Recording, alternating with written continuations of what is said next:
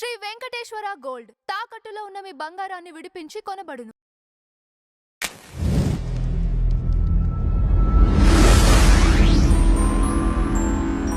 2021లో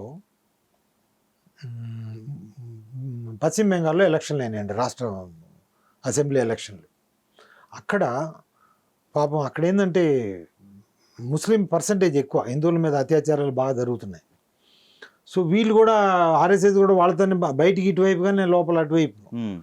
so వీళ్ళంతా ఏంటంటే వాళ్ళు చాలామంది వీళ్ళకి సపోర్ట్ చేశారు, బీజేపీకి. ఓకే, కానీ వీళ్ళు గెలవలే.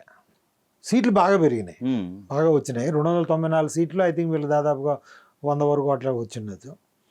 ఎలక్షన్లు అయిన రిజల్ట్స్ అయిన మరుసటి రోజే హిందువుల మీద విపరీతమైన దాడులు చేశారండి ముస్లింలను. తృణమూల్ కాంగ్రెస్ మనుషులు విపరీతంగా దాడులు చేసి అత్యాచారాలు, మానభంగాలు, హత్యలు, మీరు ఆస్తులను ధ్వంసం చేయడం, తగలబెట్టడం చేస్తే ఈ ఇమ్మీడియట్ ఒక్క రాజకీయ బీజేపీ నాయకుడు కూడా అటు పోలేదండి. వాళ్ళని పూర్తిగా వదిలేసి వీళ్ళు ఢిల్లీ వచ్చేసారు. మీరు జస్ట్ చూడండి, నెట్లో చూస్తే తెలుస్తుంది. అప్పుడు అనిపించింది నాకు, ఇన్ని రోజులు నాకు తెలుసు వీళ్ళ మనసులో ఇది లేదు అని, కానీ ఏదో దింపుడు గల్లం ఆశ అంటారు చూసారా, ఇది చివరిగా మనం పిలుస్తారు కదా చచ్చిపోయిన మనిషిని దింపి మళ్ళీ చెవిలో నాన్న అని పిలుస్తారు, నానో అమ్మ అని పిలుస్తారు కదా బతికున్నాడేమోనని. ఆ దింపుడు గల ఆశతోని ఆ గత 15 ఏళ్ళు 14 ఏళ్ళు నేను 10-15 ఏళ్ళు ఉన్నాను వాళ్ళతో. 2021లో అది కూడా పోయింది.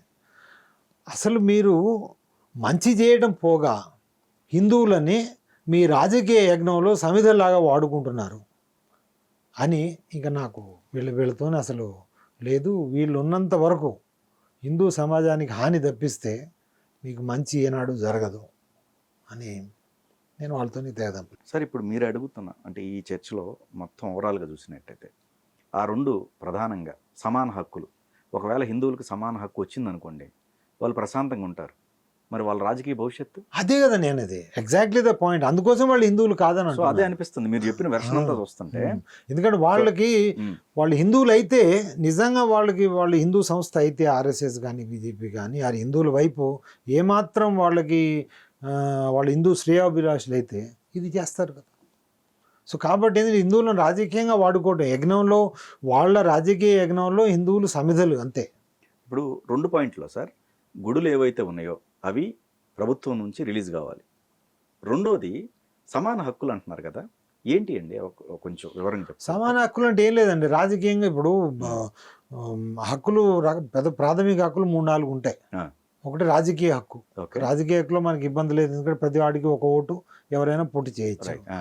మతపరమైన హక్కు అంటే మనం ఇప్పుడు ఉదాహరణకి దేవాలయాలు, మన దేవాలయాలు ప్రభుత్వం కింద ఉన్నాయి, కానీ ముస్లింలు ఈ క్రైస్తవులు లేవుగా. అయినప్పుడు మనకు హక్కు లేనట్టే కదా, మన దేవాలయాలను మనం నడుపుకునే హక్కు లేనట్టే కదా. ఇది ఒకటి. రెండవది, ఇప్పుడు మన మతాన్ని ఆచరించే హక్కు.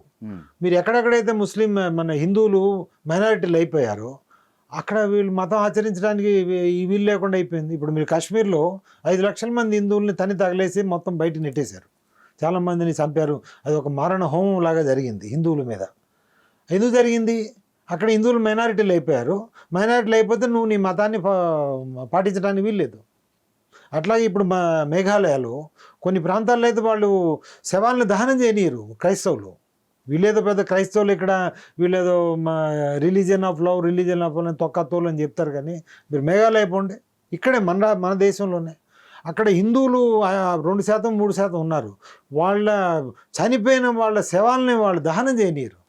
సో ఇట్లా ఈ విధంగా మీరు ఎక్కడెక్కడైతే హిందువులు మైనారిటీలు అయిపోతారో హిందూ ధర్మాన్ని పాటించడానికి ఇది లేదు. మతపరమైన హక్కులు మన సమానం లేవు.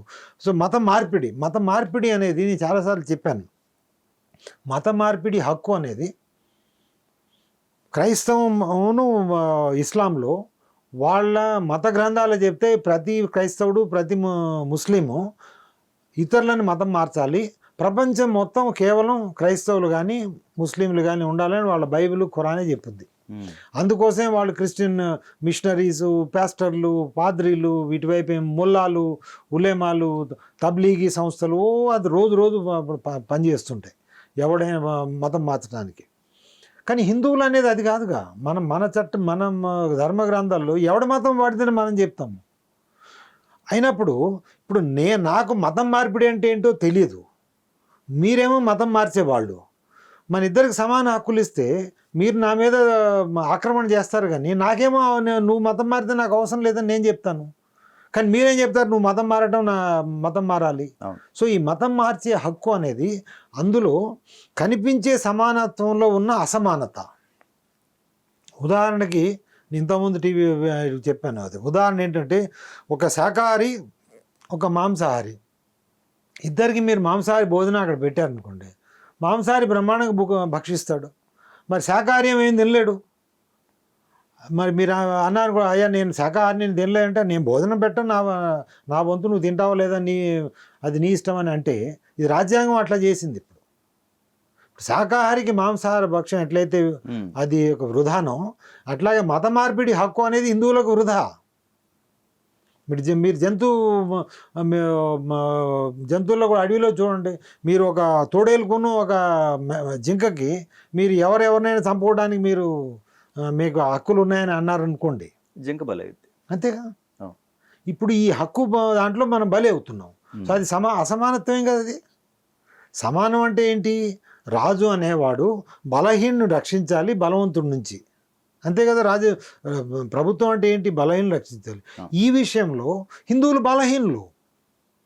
మతం మార్చే పద్ధతియే లేని హిందూ మతానికి మీకు సమాన హక్కులు, మత మార్పిడి హక్కు ఇచ్చాము అని అంటే అది వృధా. కానీ అవతలవాడికి అది లైసెన్స్ అయిపోతుంది. మన ఇంట్లోకి వచ్చి, మన గుడిలోకి వచ్చి, మన వీధిలోకి వచ్చి మతం మార్పిడి చేసి రోజుకి 24 గంటలు నీ చర్చిలు పెట్టి, మన ఇంటి పక్కన చర్చి పెట్టి, ఇది దురాక్రమణ. ఇది మత దురాక్రమణ, ఇది మత మార్పిడి కాదు, మత మార్పిడి పేరుతో జరుగుతుంది. సో ఇది అసమానత. అట్లాగే దేవాలయాలు ప్రభుత్వం కింద ఉన్నాయి. తర్వాత ఇప్పుడు మీరు మైనారిటీ బుజ్జగింపులు సంక్షేమ కార్యక్రమం పెట్టారు. మైనారిటీ సంక్షేమ కార్యక్రమం అంటే మీరు లౌకికవాద దేశంలో మైనారిటీ మెజారిటీ అనే సిస్టమ్ ఏంటండి? ప్రజలంతా సమానమైనప్పుడు నీకు మతంతో ప్రభుత్వానికి, లౌకిక ప్రభుత్వానికి మతంతో సమానం ఏంటి? మీరు అందరికీ సంక్షేమం ఇవ్వాలి, అవసరమైన ప్రతివాడికి ఇవ్వాలి, బీదవాడు అనేవాడికి ప్రతివాడికి ఇవ్వాలి, చదువు లేని ప్రతివాడికి చదువు చెప్పించాలి, అవసరం ఉన్న ప్రతివాడికి వాడి అవసరాన్ని తీర్చాలి. అదే కదా ప్రభుత్వం. మీరు వాడితో మతంతో మీకు సంబంధం ఏంటి? ఇప్పుడు ఏమవుతుంది, మీరు క్రైస్తవుడు ముస్లింలకి ప్రభుత్వం సంక్షేమ పథకాలు ఇస్తున్నాయి, హిందువులకు ఇవ్వట్లేదు. సో కాబట్టి హిందువులు ఏంటి, సపోజ్ వాడు కూడా మతం మారాడు అనుకోండి, వాడికి సంక్షేమ పథకం వస్తుంది. అంటే ఏంటి, ప్రభుత్వం ప్రజానిధులతోని హిందువులని మత మార్పిడి ప్రోత్సహిస్తున్నట్టే కదా. అట్లాగే మీరు విద్యా వ్యవస్థలో ఇప్పుడు మద్రసాలు, మీరు హిందువులకి విద్యా హక్కు లేదండి రాజ్యాంగంలో. ఆర్టికల్ 30 చెప్పుద్ది విద్యా హక్కులు. ఆర్టికల్ 30 కేవలం మైనారిటీలకే విద్యా హక్కులు ఉందని చెప్తుంది. మనకి విద్యా హక్కులు లేవు.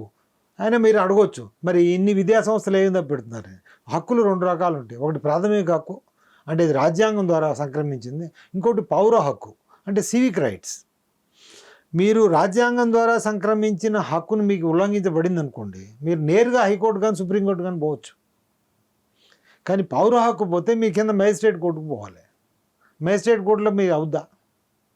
తర్వాత పౌర హక్కును ఉంచడానికి ప్రభుత్వానికి అధికారం ఉంది, కానీ ప్రాథమిక హక్కును ఉల్లంఘించడానికి ప్రభుత్వానికి అధికారం లేదు.